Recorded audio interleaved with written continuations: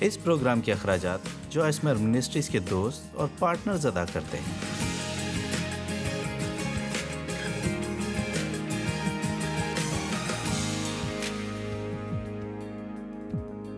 آج کے پروگرام روزمرہ زندگی سے لطف اٹھائیں میں خوش آمدید۔ میں کلام سے پیار کرتی ہوں، اس نے میری زندگی بدل دی ہے اور مجھے مضبوط کیا ہے۔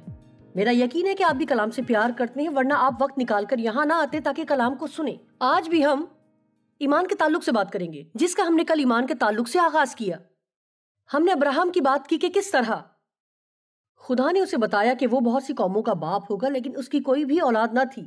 وہ اور اس کی بیوی اولاد پیدا کرنے کی عمر سے تجاوز کر چکے تھے، تو بھی وہ خدا پر ایمان لایا۔ چونکہ وہ خدا پر ایمان لایا، بائبل بتاتی ہے، اور یہ ایمان اس کے لیے راست بازی گنا گیا اور اسے ایمانداروں کا باپ بھی کہا جاتا ہے۔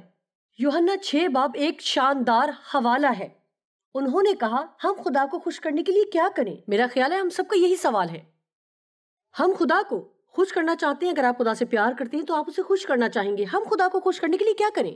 اور اگر آپ نہیں جانتے کہ بائبل کیا کہتی ہے تو ابلیس آپ کو ایک طویل فہرست تھما دے گا اور بتائے گا کہ آپ کو خدا کو خوش کرنے کے لیے کیا کیا کرنا ہے، جس میں کامل ہونا شامل ہے اور کبھی غلطی نہ کرنا۔ اگر ہم کامل ہو سکتے اور کبھی کوئی غلطی نہ کرتے تو ہمیں یسوع کی ضرورت نہ ہوتی۔ اس لیے ہم سب کے اندر خوبیاں تو موجود ہوتی ہیں، لیکن ساتھ ہی ساتھ ہم سب کے اندر کمزوریاں بھی ہیں۔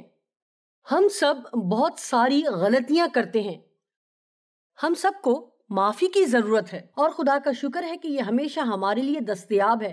خدا کا رحم ہر صبح تازہ ہے، اور اگر اس وقت آپ کے ضمیر پر کسی گناہ کا بوجھ ہے، ایسی بات جو آپ نے اپنے اندر رکھی ہے اور خود کو مجرم ٹھہرا رہے ہیں، خدا چاہتا ہے کہ آپ اس کے پاس آئیں، اس گناہ سے توبہ کریں، ان باتوں کے بارے میں اس سے اقرار کریں، اسے اس بارے میں بتائیں، کیونکہ وہ پہلے سے جانتا ہے۔ میں نہیں جانتی کہ ہم ایسا کیوں کرتے ہیں جبکہ خدا ان باتوں کو پہلے سے ہی جانتا ہے۔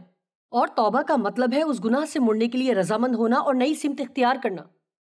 آج اس بات سے پیچھا چھڑائیں، اسے اپنے ساتھ گھسیٹتے نہ پھریں۔ آج ایک نیا دن ہے اور خدا کے پاس آپ کے لیے نئی چیزیں ہیں۔ پولس کہتا ہے کہ ایک چیز جو کہ اس کے لیے سب سے اہم تھی کہ وہ سب چیزوں کو پیچھے چھوڑ دے اور ان چیزوں کے لیے آگے بڑھے جو سامنے تھیں۔ اس لیے بغیر ایمان کے اسے پسند آنا ناممکن ہے۔ وہ جو اس کے پاس آتے ہیں ان کو ایمان بھی لانا چاہیے۔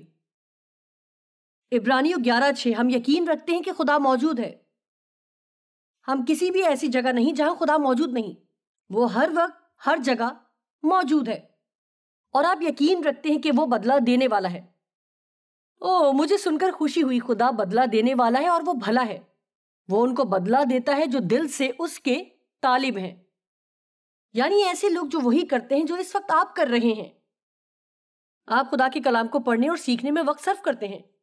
یہ بات خدا کے طالب ہونے میں شامل ہے۔ دعا خدا کا طالب ہونے کا حصہ ہے۔ خدا کی مرضی جاننے کی خواہش بھی خدا کے طالب ہونے کا حصہ ہے۔ اس لیے آپ یقین رکھتے ہیں کہ وہ بدلہ دینے والا ہے، وہ آپ کو بدلہ دے گا، کیونکہ آپ اس کے طالب ہونے میں وقت صرف کرتے ہیں۔ ہمارا بھروسہ صرف خدا پر ہونا چاہیے، نہ کہ خود پر، نہ ہی لوگوں پر، نہ اپنے پیسوں پر، نہ اپنے بینک پر۔ ہم ان سب چیزوں کو استعمال کرتے ہیں، ان پر اعتماد کرتے ہیں، لیکن ہمارا ایمان صرف خدا پر ہی ہونا چاہیے۔ اور وہ کون سی بات ہے جس کے لیے خدا چاہتا ہے کہ ہم اس پر یقین کریں؟ ہم اس حوالے سے پہلے ہی چند باتوں پر بات کر چکے ہیں۔ ہم یقین رکھتے ہیں کہ وہ موجود ہے اور یہ کہ اپنے طالبوں کو بدلہ دیتا ہے۔ خدا چاہتا ہے کہ ہم یقین رکھیں کہ وہ بھلا ہے، اور آپ کہتے ہیں کہ اگر خدا بھلا ہے تو پھر اچھے لوگوں کے ساتھ برا کیوں ہوتا ہے؟ آپ جانتے ہیں اس سوال کے بہت سے فرق جواب موجود ہیں، لیکن پھر بھی اس کا کوئی حتمی جواب نہیں۔ بہت سے اچھے لوگ ہیں جو بیمار ہو جاتے ہیں، اچھے لوگ مر جاتے ہیں اور حادثات کا بھی شکار ہو جاتے ہیں، اور کچھ برے لوگ ہیں جو بہت بابرکت لگتے ہیں، اور اکثر اتنا زیادہ کہ جو نہیں ہونا چاہیے۔ میں یہ جانتی ہوں کہ میں نے کافی عرصے پہلے سے سب کچھ جاننے کی کوشش ترک کر دی تھی۔ امثال 3 میں لکھا ہے، اپنے سارے دل اور عقل سے خداوند پر توکل کر اور اپنے فہم پر تکیہ نہ کر۔ اور یہ بالکل نہ سوچے کہ آپ اتنے سمجھدار ہیں کہ سب کچھ خود ٹھیک کر لیں گے۔ ایوب نے یہ جاننے کی کوشش کی کہ اس کے ساتھ جو کچھ ہو رہا ہے وہ کیوں ہو رہا ہے۔ اس نے خدا سے کئی مرتبہ پوچھا کہ کیوں۔ کیا آپ یہ دلچسپ بات جانتے ہیں کہ خدا نے اسے کبھی جواب نہیں دیا، بلکہ اس نے ایوب سے یہ پوچھا کہ مرد کی مانند اپنی کمر کس لے، میں تجھ سے سوال کرتا ہوں اور تو مجھے جواب دے۔ اور وہ اس سے اس طرح کی باتیں پوچھتا ہے۔ تو بجلی کو کہاں رکھتا ہے؟ تو بارش کو کہاں رکھتا ہے؟ کیا تو نے زمین کو تخلیق کیا؟ میرا مطلب ہے خدا ہم سے پیار کرتا ہے اور ہمارا خیال رکھتا ہے، اور یہ کہ سب چیزیں مل کر خدا سے محبت رکھنے والوں کے لیے بھلائی پیدا کرتی ہیں، یعنی جو اس کے ارادے کے موافق بلائے گئے ہیں۔ میں آپ سے وعدہ نہیں کر سکتی کہ اگر آپ خدا کی خدمت کرتے ہیں تو آپ کے ساتھ کبھی ایسا کچھ نہیں ہوگا جسے آپ پسند نہیں کریں گے یا آپ کو غیر منصفانہ نہیں لگے گا، لیکن میں آپ سے وعدہ کرتی ہوں کہ خدا چیزوں کو ہاتھ میں لے کر آپ کے لیے بھلائی پیدا کرے گا اگر آپ اس پر اس بات کے لیے بھروسہ رکھیں۔ ہمیشہ یقین رکھیں کہ خدا بھلا ہے، چاہے کچھ بھی ہو، اگرچہ یہ کوئی بری چیز بھی ہو یا اداسی والی، چاہے کچھ بھی ہو جائے، ہمیشہ ہمیشہ یقین رکھیں خدا بھلا ہے۔ جی، خدا بھلا ہے۔ ایک چیز جو شیطان چاہتا ہے کہ آپ اس پر یقین کریں کہ خدا ہم سے پیار نہیں کرتا اور وہ بھلا نہیں ہے، اس لیے خدا چاہتا ہے کہ ہم یقین رکھیں کہ وہ بھلا ہے۔ افسیوں 2 باب اس کی 10ویں آیت شاندار حوالہ ہے اور مجھے یہ بہت پسند ہے۔ لکھا ہے کیونکہ ہم اسی کی کاریگری ہیں، اس پر غور کریں۔ خدا نے آپ کو ماں کے رحم میں اپنے ہاتھوں سے تخلیق کیا ہے۔ آپ کوئی حادثہ نہیں ہے، کسی نے فیصلہ نہیں کیا کہ آپ پیدا ہو جائیں۔ آپ یہاں اس لیے ہیں کیونکہ خدا چاہتا ہے، اور اگر کوئی آپ کو نہ بھی چاہے تو خدا آپ کو چاہتا ہے۔ ہم خدا کی کاریگری ہیں، اس کا شاہکار ہیں۔ ہمیں یسوع مسیح میں دوبارہ تخلیق کیا گیا ہے۔ آپ جانتے ہیں کہ اصل تخلیق میں ہمارے لیے جو ارادہ کیا گیا تھا، گناہ نے اسے خراب کر دیا، لیکن مسیح میں ہم نئے مخلوق بن جاتے ہیں۔ لکھا ہے کہ ہم مسیح یسوع میں نئے مخلوق ہیں، نئے سرے سے پیدا، تاکہ ہم نیک کام کریں جن کو خدا نے ہمیں بنائے عالم سے پیشتر تیار کر رکھا ہے۔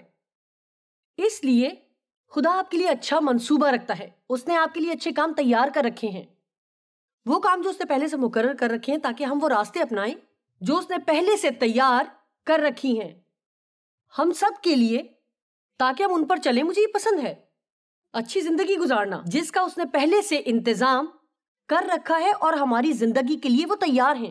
کیا آپ جانتے ہیں خدا کے لیے آپ کا اچھا منصوبہ ہے، وہ آپ کے لیے اچھی زندگی رکھتا ہے۔ تاہم اچھی زندگی کا یہ مطلب نہیں ہے کہ اس میں کبھی کوئی مشکل نہیں ہوگی۔ مجھے یاد ہے میں نے ایک خاتون کو کہتے سنا جس کے ساتھ حال ہی میں کچھ برا ہوا اور کچھ بری چیزیں تھیں، اس کے ساتھ واقعی کچھ برا ہوا تھا اور کچھ ایسی چیزیں تھیں جو بہت غیر منصفانہ لگتی تھیں اور اس کی زندگی مشکل تھی، اور اس کو ایک حادثہ پیش آیا اور وہ ویل چیئر پر تھی اور معذور تھی، اور تقریباً جو کچھ اس نے کیا تھا وہ مشکل تھا، لیکن اس نے کہا اس کی اچھی اور مشکل زندگی تھی۔ مجھے یہ پسند ہے۔ میں یہ نہیں کہوں گی کہ میری زندگی آسان رہی، لیکن میری زندگی اچھی رہی، کیونکہ میری زندگی کے آغاز میں میرے باپ نے مجھے جنسی تشدد کا نشانہ بنایا۔ اس وقت میری عمر 18 سال تھی، میری پہلی شادی بالکل ناکام تھی، میرا شوہر ہر وقت دوسری عورتوں کے پیچھے بھاگتا رہتا تھا اور کام بھی نہیں کرتا تھا، نہ میرا خیال رکھتا تھا۔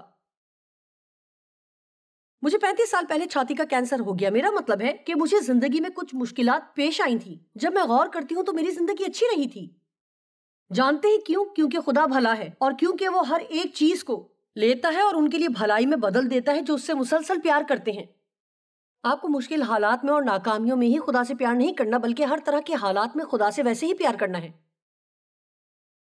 استثناء 8، خدا نے اسرائیلیوں کو بتایا کہ اس نے ان کی رہنمائی کی۔ 40 برسوں میں خداوند تیرے خدا نے تجھ کو اس بیابان میں چلایا تاکہ وہ تجھ کو عاجز کر کے آزمائے اور تیرے دل کی بات دریافت کرے کہ تو اس کے حکموں کو مانے گا یا نہیں۔ حالانکہ ایک مختصر راستہ بھی تھا، دراصل یہ 11 دن کا سفر تھا مصر سے وعدے کے ملک کی طرف، لیکن انہیں 40 سال لگ گئے۔ حالانکہ ایک مختصر راستہ بھی تھا، بلکہ جب وہ بحر کلزم میں داخل بھی ہو گئے جو کہ ایک ناممکن سی بات لگتی تھی، اور ایک راستہ بہت چھوٹا تھا جو وہ اختیار کر سکتے تھے، لیکن وہ ان کو چھوٹے سے نہیں بلکہ لمبے اور مشکل راستے سے لے گیا۔ شاید اس وقت میں کسی سے مخاطب ہوں اور آپ ایسا ہی محسوس کرتے ہیں کہ آپ ایک طویل سفر پر ہیں۔ اگر آپ ابلیس کو واقعی پاگل کر دینا چاہتے ہیں تو ہر روز تقریباً 20 مرتبہ کہیں کہ خدا بھلا ہے، خدا بھلا ہے، کیونکہ ابلیس نہیں چاہتا کہ آپ یہ سوچیں کہ خدا بھلا ہے۔ وہ چاہتا ہے کہ آپ ہر ایک مایوس کرنے والی اور غیر منصفانہ چیز کو جو آپ کے ساتھ ہو دیکھ کر کہیں، اگر خدا مجھے پیار کرتا تو یہ سب میرے ساتھ نہ ہوتا۔ نہیں، ایسا کبھی نہ کہیں۔ اگر خدا مجھے پیار کرتا، خدا آپ سے پیار کرتا ہے، اور میں آپ کو بتانا چاہتی ہوں کہ اس وقت آپ کی زندگی میں چاہے کیسے بھی حالات کیوں نہ ہو، خدا آپ سے پیار کرتا ہے۔ اس نے آپ کی زندگی کے لیے اچھا سوچا ہے. آپ کہتے ہیں میں خوش ہوں گی جب میں یہ سب کچھ حاصل کر لوں گی، لیکن آپ اس راہ پر گامزن ہیں. آپ پیچھے نہ ہٹیں اور ہمت نہ ہاریں. خدا چاہتا ہے کہ آپ یقین رکھیں کہ وہ بھلا ہے، وہ رحم کرنے والا ہے اور وہ معاف کرتا ہے. او میرے خدایا، اس کی معافی کیسی شاندار ہے. ایسا کوئی گناہ نہیں ہے جو آپ نے کیا ہے جسے خدا معاف نہ کر سکے، سوائے اس گناہ کے جس کا بائبل ذکر کرتی ہے کہ جو کفر روح القدس کے خلاف ہے. اور اگر آپ آج اس پروگرام کو دیکھ رہے ہیں تو آپ کو اس کی فکر نہیں ہونی چاہیے کہ آپ سے وہ گناہ ہوا ہے، کیونکہ صرف وہی شخص یہ ناقابل معافی گناہ کر سکتا ہے جس کا خدا کے ساتھ واقعی قریبی، اچھا اور مضبوط تعلق تھا، اور پھر وہ ارادی طور پر برگشتہ ہو جائے اور کہے میرا خدا کے ساتھ اب کوئی تعلق نہیں ہے. لیکن یہ آپ نہیں ہے، کیونکہ آپ یہاں خدا کی تلاش میں آئے ہیں. ہم سب نے گناہ کیا اور خدا کے جلال سے محروم ہیں. لیکن رومیو 3 باب کی 23 اور 24 کو سنیں. اس لیے کہ سب نے گناہ کیا اور خدا کے جلال سے محروم ہیں. اور سب مجھے سب لفظ پسند ہے، مگر اس کے فضل کے سبب سے، اس مخلصی کے وسیلہ سے جو مسیح یسوع میں ہے، مفت راست باز ٹھہرائے جاتے ہیں. کہ آپ جانتے ہیں کہ مخلصی حاصل کرنے کا کیا مطلب ہے؟ اس کا مطلب ہے کہ واپس خرید لینا. یسوع نے ہمیں اپنے خون سے خریدا ہے.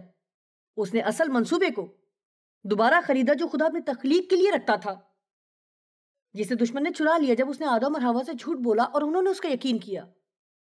راست باز سے کیا مراد ہے؟ اس سے مراد جیسے کبھی کوئی گناہ ہی نہیں کیا. آپ کو الزام اور احساس جرم کے ساتھ ہر وقت زندگی نہیں گزارنی اور ہمیشہ خوف زدہ رہنا کہ آپ نے خدا کو مایوس کیا تھا. در حقیقت میں آپ کو بتا سکتی ہوں کہ خدا آپ سے خوش ہے. اور شاید آپ کہیں نہیں جوائس، آپ نہیں جانتی میں نے کیا کیا ہے، اور یہ ممکن نہیں کہ خدا مجھ سے خوش ہو. میں نے یہ نہیں کہا کہ خدا آپ کی ہر بات سے خوش ہے جو آپ نے کی ہے، لیکن وہ آپ سے خوش ہے. جانتے میں کیسے جانتی ہوں؟ کیونکہ آپ یہ پروگرام دیکھ رہے ہیں. اگر آپ کو خدا کی بالکل پرواہ نہ ہوتی تو آپ میرا پروگرام کب کا دیکھنا بند کر چکے ہوتے. اور آپ میں سے کچھ لوگ تو ہر روز یہ دیکھتے ہیں، اور پھر آپ میں سے بہت زیادہ خطرناک ہو جاتے ہیں. اس کے علاوہ آپ اپنی بائبل بھی پڑھتے ہیں، اور شاید آپ اس ہفتے میں 2 مرتبہ چرچ بھی جائیں. ابلیس کو جھوٹ نہ بولنے دیں کہ وہ آپ کو بتائے کہ خدا آپ سے خوش نہیں ہے. خدا آپ سے ناراض نہیں ہے.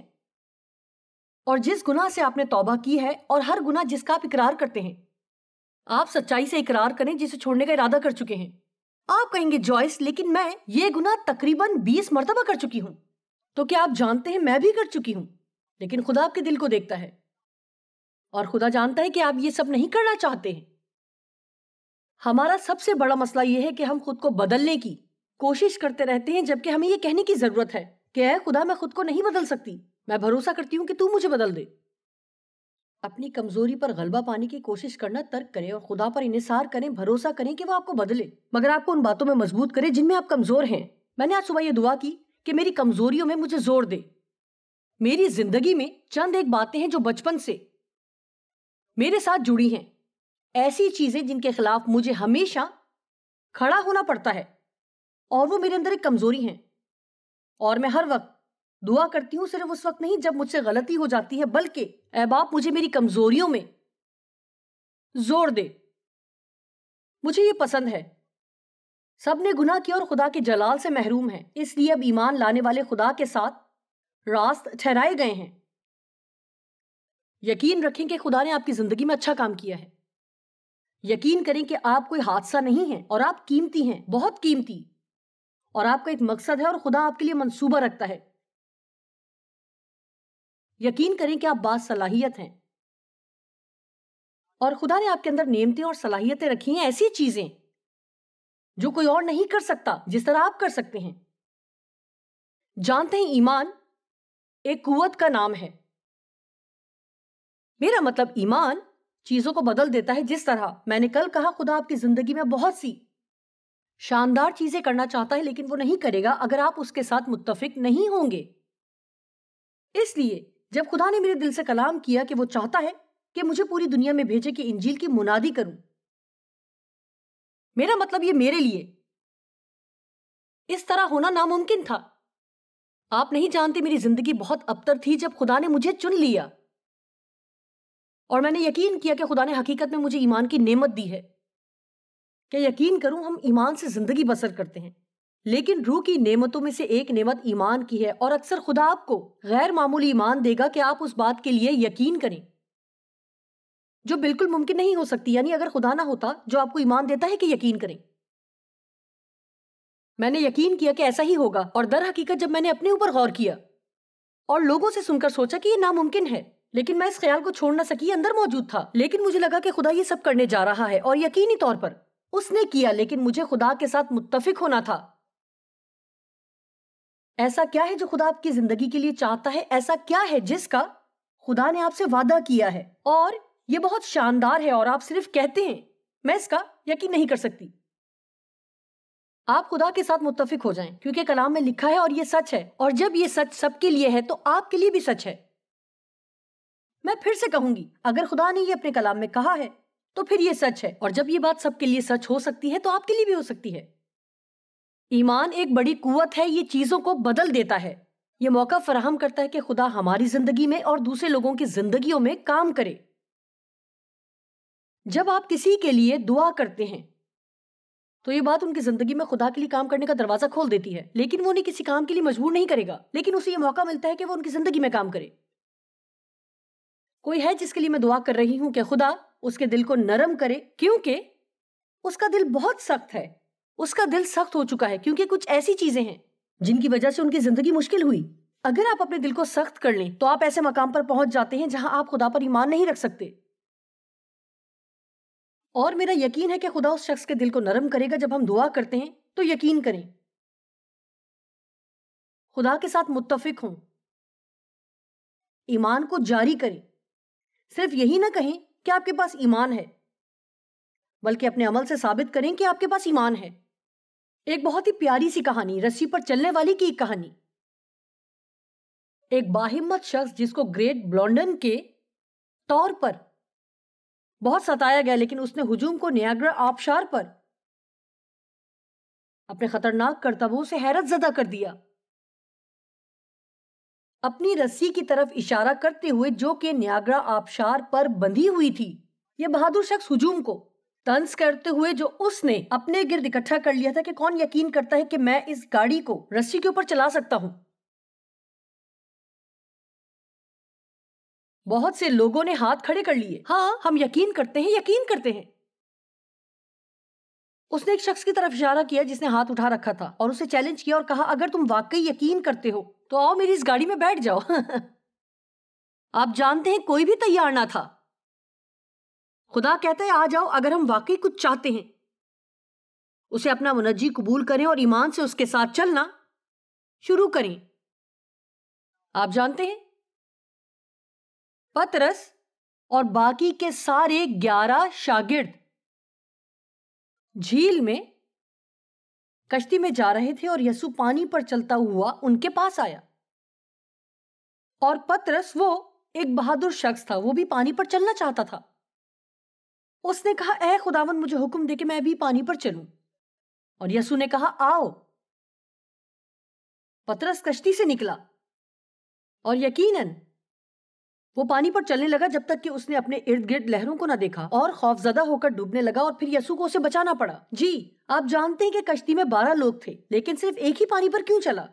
کیونکہ صرف ایک ہی کشتی سے نکلنے کے لیے تیار تھا۔ شاید آپ اطمینان سے بیٹھے ہیں کہ خدا ہی سب کچھ کرے گا، لیکن کچھ ہے جو وہ چاہتا ہے کہ آپ ہی کریں۔ شاید آپ کو پہلے قدم اٹھانا ہے، شاید آپ ہیں جسے اس گاڑی میں بیٹھنا ہے۔ میں نے کسی شخص کے بارے میں کہانی سنی جو پہاڑ یا چوٹی یا اونچی پہاڑی سے گر گیا تھا، اور پہاڑ سے گرتے ہوئے اس نے ایک شاخ کو پکڑ لیا جو ایک چٹان سے نکلی ہوئی تھی، اور یوں وہ اس شاخ کے ساتھ لٹک گیا اور پکارنے لگا کوئی مدد کے لیے ہے، کوئی مدد کے لیے ہے۔ اور خدا نے کہا میں یہاں اوپر ہوں، اے خدا میری مدد کر، مجھے بچا لے۔ اور خدا نے کہا اسے چھوڑ دو۔ اس شخص نے کہا کوئی اور اوپر موجود ہے؟ ہم بھی اسی طرح اکثر کرتے ہیں۔ یہ ایسا ہے کہ ہم خدا سے مدد کے لیے کہتے ہیں لیکن وہ کام نہیں کرتے جو وہ چاہتا ہے کہ کریں۔ ضروری ہے کہ آپ جانے دیں اور خدا کو خدا رہنے دیں۔ آپ لوگوں کو نہیں بدل سکتے، انہیں خدا کے حوالے کریں اور خدا کو بدلنے دیں۔ آپ خود کو بھی تبدیل نہیں کر سکتے، مطلب بہت سی چیزیں ہیں جو آپ منظم ہونے کے ذریعے کر سکتے ہیں، لیکن آپ کو خدا کو پکارنا ہوگا، خدا میری مدد کر، مجھے قوت دے، صرف تو ہی ہے جو کر سکتا ہے جو میری زندگی میں کیے جانے کی ضرورت ہے۔ آپ اپنے ایمان کو استعمال کریں۔ میں کہنا چاہوں گی ہم دعا میں اپنے ایمان کو استعمال کرتے ہیں، کچھ کہتے ہوئے، کچھ کرتے ہوئے۔ ایسا نہیں کہ آپ دعا میں کچھ اور پھر اس کے بعد عملی طور پر کچھ اور کرنا شروع کریں۔ اور جس طرح سے میں نے کہا ہے، اکثر آپ کو وہ شخص بننا ہے جو کشتی سے باہر آتا ہے۔ آئیں کچھ دیر کے لیے دینے کے متعلق بات کریں۔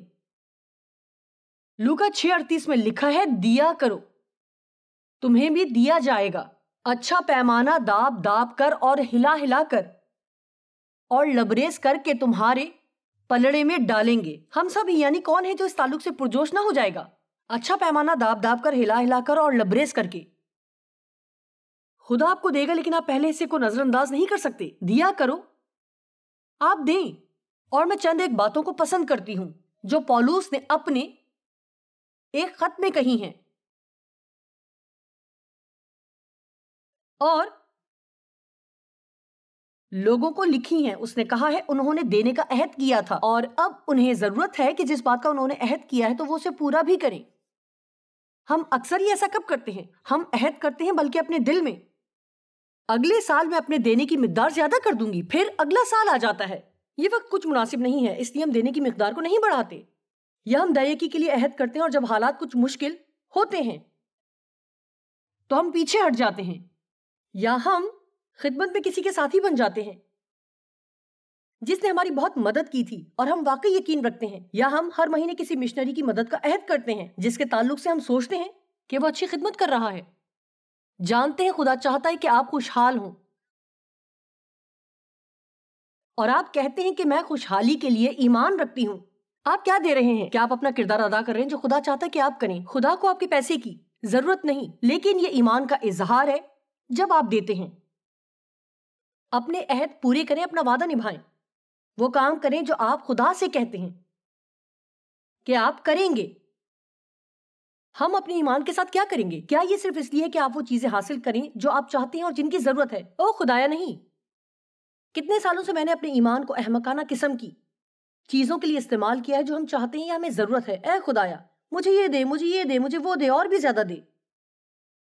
ایک مرتبہ خدا نے میرے دل سے کلام کیا کیونکہ مجھے الزام کے لحاظ سے کافی مسئلہ تھا، لہٰذا بچپن میں نے یہ اپنی عادت بنا لی تھی کیونکہ میرے باپ نے میرے ساتھ جنسی زیادتی کی تھی۔ تاہم کسی طرح سے یہ مجھے محسوس ہوا کہ یہ میری غلطی ہے، جو کہ نہیں تھی، میں ایک بچی تھی، لیکن میں نے الزام محسوس کیا کیونکہ جو کچھ اس نے میرے ساتھ کیا تھا اور یہ راز میں ہمیشہ دل میں رکھتی تھی۔ لہٰذا اس لیے کئی سالوں کے بعد بھی جب میں اپنے باپ سے دور بھی ہو گئی تھی اور میں مسیحی تھی بلکہ میں خدمت میں تھی، تو بھی مجھے الزام کے تعلق سے بہت زیادہ مسئلہ تھا۔